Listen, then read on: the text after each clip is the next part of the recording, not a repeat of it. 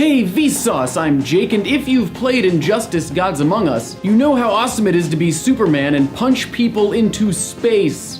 But what if he were to hit you in real life? What would happen if someone who is able to lift 200 quintillion tons with one hand, power the sun, or my favorite, punch dimensions apart, were to punch you? And this brings up an interesting idea. Superman's, or really any fictional character's power, is completely determined by whoever's writing them. So he went from being able to leap tall buildings in a single bound to going the speed of light or faster.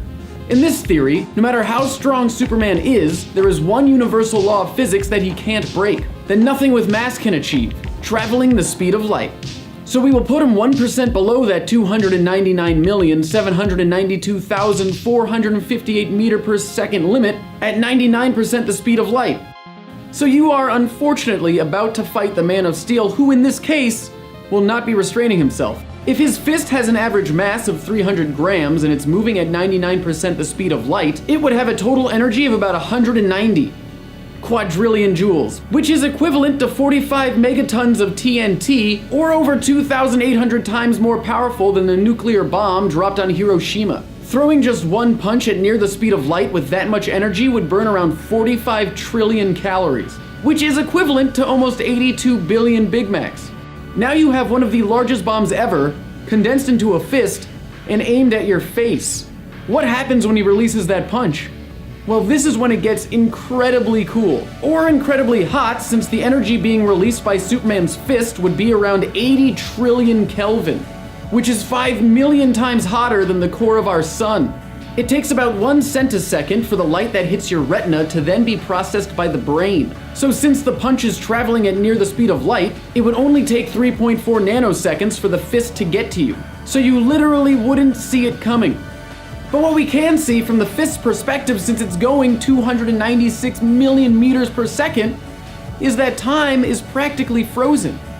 All the particles in the air, the oxygen, the nitrogen, are just suspended in time. Superman's hand is hitting them with so much energy that it creates nuclear fusion. Gamma rays explode and creates an explosion that the Earth has never seen. A giant fireball engulfs the surrounding area and a blast wave shoots out, shattering windows, structures, and rips trees out of the ground. There might be fictional characters with more powerful punches, but at this point, when it comes to you still existing, it doesn't matter. Superman wouldn't just knock the wind out of you, oh no, he would knock the atoms out of you. His fist has pretty much become a particle beam. At 7 billion electron volts, it's more powerful than the Jefferson Labs particle accelerator in Virginia.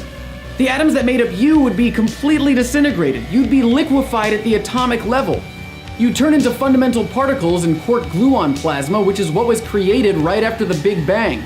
And from all this energy, new particles and antiparticles would form. So out of your unfortunate destruction, something new, something we might have never even seen before, could be created. To visualize the explosion, we can use NukeMap to see what a 45 megaton bomb would look like in terms of sheer damage.